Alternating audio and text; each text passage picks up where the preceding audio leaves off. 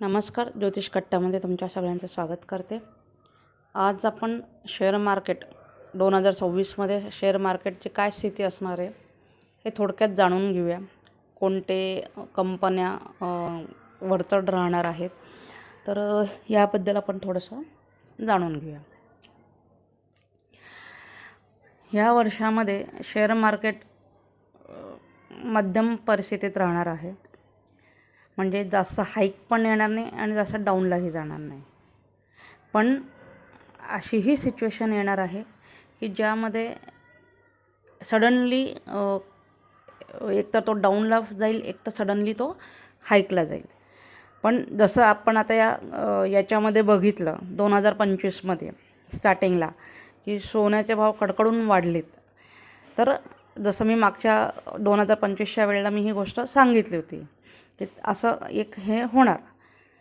तसं या ठिकाणी 2026ला असं कोणताही प्रकार होणार नाही. जसं नॉर्मली हाईक आणि खाली जाणं हे जसं आहे तसंच होणार, मात्र खूप कालांतराने जाणार. आणि जर तसं काही झालं तर ते बराच काळ स्टेबल राहील आणि कदाचित तोच तसाच स्टेबल राहील. त्याला म्हणजे परत हे लवकर काही स्थिती बदलणार नाही त्याची. दुसरं, या ठिकाणी जास्तीत जास्त म्हणजे हाईकचेच जास्त हे दिसत आहेत या ठिकाणी.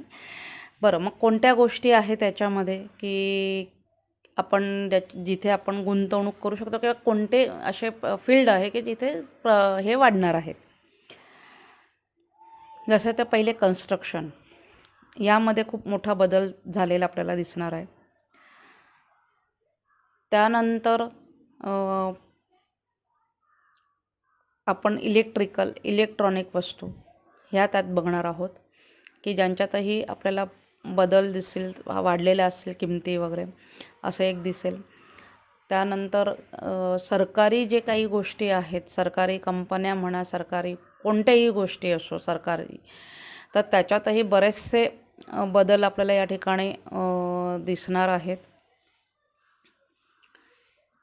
त्यानंतर धान्य, म्हणजे ज्या ठिकाणी मी फक्त धान्यांची गोष्ट करते, फूड बिझनेस नाही म्हणत आहे मी या ठिकाणी मी फक्त धान्य, मसाले ह्या गोष्टींचा हे करते. तर त्यालाही डिमांड म्हणजे आहेच ऑलरेडी, परंतु याच्यामध्ये आणखीन मोठ्या प्रमाणात त्याचं हे वाढेल, मार्केट वाढेल त्याला रेट जास्त येतील. तर महत्त्वाचं तेल कंपन्यांना पण चांगले हे मिळेल त्या ठिकाणी. जमिनी आहेत, जमिनींचे भाव वाढतील किंवा जमिनींमध्ये अपेक्षापेक्षा कमी पण होतील, पण भाव वाढण्याकडेच जास्त कल आहे. आता हे कसं आहे, हे प्रत्येक महिन्याचं म्हणजे जसं की आपण पंचांग बघतो, पंचांग बघून प्रत्येक वीकमध्ये त्या दिवसाचं सगळं आपण कन्सिडरेशन घेतो, सगळ्या गोष्टी आपण अप्स डाऊन्स बघतो की काय ग्रहांची स्थिती आहे आणि त्यानुसार ते वरती जाईल का खाली जाईल, हा खूप महत्त्वाचा पार्ट असतो. तर त्याच्यामुळे आत्ताच कोणती निश्चिती आपल्याला सांगता येणार नाही किंवा क्लिअर कोणत्या गोष्टी आपण इथे नाही सांगणार आहोत. तर हे डिपेंड्स ऑन दर वीकला किंवा दर दिवसाला काय होणार आहे याप्रमाणे. पण ओव्हरऑल जर आपण शेअर मार्केट बघितलं ह्या वर्षाचं, तर हे जसे की ह्या ज्या गोष्टी मी सांगितल्या त्याच्यात बऱ्यापैकी म्हणजे किंवा असं म्हणू की खूप मोठे बदल होणार आहेत या गोष्टींमध्ये. त्याच्यानंतर दुसरं मी जसं म्हटलं की एकतर शेअर मार्केट म्हणजे एखादी स्थिती खूप कालांतराने म्हणजे खूप काळ असाच स्थिर राहील. मग तो वाढलेला असेल तर बराच काळ तसाच जाईल, जर तो खाली गेलेला असेल तर बराच काळ तो तसाच जाईल. म्हणजे रोजच्या रुटीनचं नाही म्हणत आहे, एक परिस्थिती तशी येणार आहे. जसं आपण 2025मध्ये पण स्टार्टिंगला बघितलं होतं आणि ज्याचंही मी सांगितलं होतं की वर्षभरात ते कधीतरी होईल, तर ते स्टार्टिंगलाच झालं होतं. तर इथेही तसंच आहे की हे कधी होईल हे नाही सांगता येणार. हां, पण ही परिस्थिती येणार की ज्या ठिकाणी दोघांपैकी एक गोष्ट होईल आणि ती बराच काळ तशीच स्थिरावेल आणि मग अचानक एकदम पलटी खाईल ती गोष्ट. तर या पद्धतीने ह्या वर्षात आपलं शेअर मार्केट अप्स डाऊन्समध्ये राहील.